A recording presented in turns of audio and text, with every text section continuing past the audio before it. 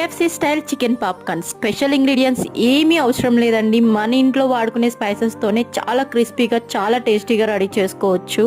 ముందుగా boneless chicken pieces తీసుకొని screen మీద చూపిస్తున్న మసాలాన్ని యాడ్ చేసుకొని కలుపుకొని ఒక 1 అవర్ రెస్ట్ ఇవ్వండి. ఇప్పుడు పాప్కార్న్ సీజనింగ్ కోసం మిక్సీ జార్ లో స్క్రీన్ మీద చూపిస్తున్న మసాలాన్ని యాడ్ చేసుకొని ఫైన్ గా పౌడర్ చేసుకొని ఇలా సీజనింగ్ డబ్బాలో స్టోర్ చేసుకొని పెట్టుకోండి. ఇప్పుడు మ్యారినేట్ చేసుకున్న చికెన్ లో ఒక ఎగ్ అలాగే మైదా యాడ్ చేసుకొని కొంచెం వాటర్ యాడ్ చేసుకొని ఇలా కన్సిస్టెన్సీలో కలుపుకోండి. మైదా అన్నది చికెన్ కి మంచిగా కోట్ అయ్యేలాగా ఇలా కలుపుకోండి.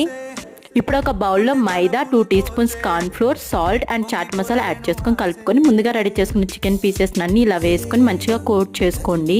చికెన్ పీసెస్ ని ఒక జల్లెల్లో తీసుకొని ఎక్సెస్ పౌడర్ అంతా ఇలా జల్లించుకొని ఆయిల్ లో మంచిగా డీప్ ఫ్రై చేసుకోండి. 3 to 4 minutes మంచిగా క్రిస్పీ అయినంత వరకు ఫ్రై చేసుకోండి.